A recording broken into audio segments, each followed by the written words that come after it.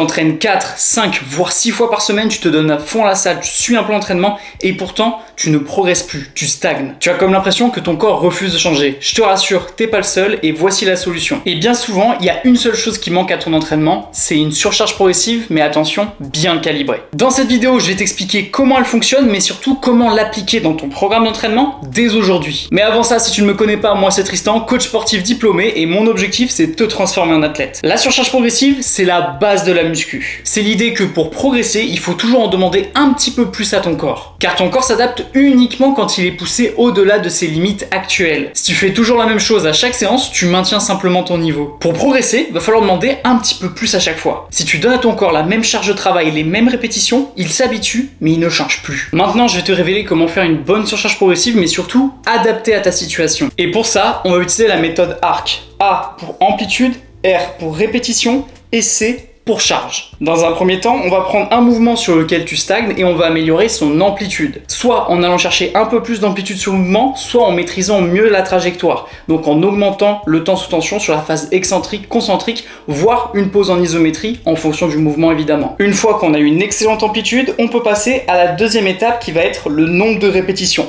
On va augmenter du volume en commençant par une seule rep en plus sur un mouvement sur lequel tu stagnes. Juste faire une rep de plus, ça va demander un effort supplémentaire à ton corps. Et rappelle-toi, si on le sort de sa zone de confort actuelle, eh bien on va engendrer une prise de muscle, une progression. Alors dans l'idée, il ne faut pas augmenter le nombre de répétitions indéfiniment. Personnellement, ce que je te conseille pour l'hypertrophie, c'est qu'une fois que tu arrives à monter jusqu'à 10, 12 répétitions, là on va pouvoir passer à la troisième étape qui va être la charge. Quand je te parle d'augmenter la charge, je parle notamment d'une légère augmentation. Ça peut être 1 à 2 kg sur des mouvements d'isolation, voire 5 maximum sur un mouvement polyarticulaire une fois que tu as atteint ton plafond. Et donc en utilisant la méthode ARC, tu vas faire une bonne surcharge progressive. Pas trop violente pour tes articulations, tes os et tes tendons, mais suffisamment progressive pour que ton corps évolue petit à petit et que tu gagnes en muscle, en force, etc. Désormais tu connais la théorie, maintenant place à la pratique. Imaginons que je stagne sur un mouvement de curl biceps avec une charge de 12 kg sur 8 répétitions. Donc imaginons que tes répétitions de base ressemblent à ça. Notre premier travail, ça va être un travail sur l'amplitude, donc on va venir descendre un petit peu plus bas et venir contrôler un peu plus l'excentrique. Et une fois que tu fais ça, déjà tu sens que le muscle travaille un petit peu plus, tu rajoutes un peu plus d'effort. Donc là au fur et à mesure des semaines, tu vas devenir de plus en plus à l'aise avec cette variante et après on pourra passer à la deuxième étape, augmenter le nombre de répétitions. Donc on se rappelle dans mon exemple, je faisais 8 reps, donc là ce que je vais faire c'est toujours bien contrôler mon mouvement. Donc je monte bien, je travaille toujours bien l'amplitude, on se rappelle le A.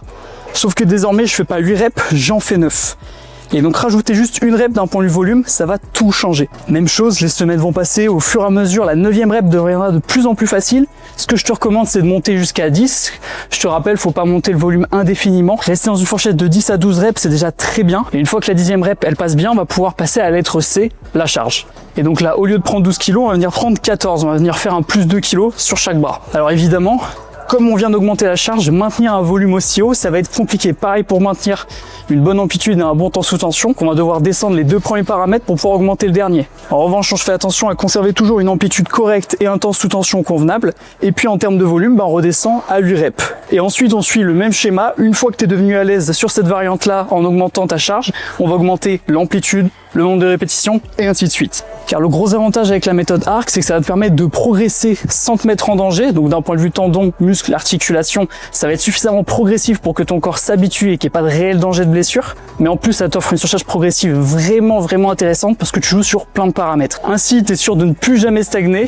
Retour au studio parce que j'ai d'autres choses à t'annoncer. Avec la méthode ARC, tu sais ce qu'il faut faire, mais maintenant je vais te dire ce qu'il ne faut pas faire. Voici 3 erreurs à éviter pour appliquer une bonne surcharge progressive. Premièrement, tu ne dois pas confondre surcharge progressive et montée en gamme. Certains font l'erreur, mais les deux n'ont rien à voir. Pour rappel, la montée en gamme, c'est la phase finale de ton échauffement pour te préparer à ta série de travail effective. Par exemple, si tu fais tes séries de travail au squat à 80 kg, tu vas faire une série barre à vide, une série à 60, puis une série à 80. Tes 2 premières séries, c'est ce qu'on appelle une montée en gamme. Ça et la surcharge progressive, ça n'a rien à voir. La surcharge progressive, elle se fait pas au sein de la même séance. Elle se fait de semaine en semaine, de cycle en cycle. Deuxième erreur à éviter, ne pas compter ses répétitions. Effectivement, si tu comptes pas, t'as aucun repère sur savoir comment est-ce que tu progresses de séance en séance. Donc ça, c'est important, que ce soit avec une application de coaching ou juste l'application Note ou même un petit cahier d'entraînement, note tes répétitions, c'est hyper important. Et la troisième erreur, c'est de changer de programme très régulièrement. C'est pas parce que tu ne progresses plus que ton programme est mauvais. Si ton programme est bien calibré d'un point de vue volume et intensité,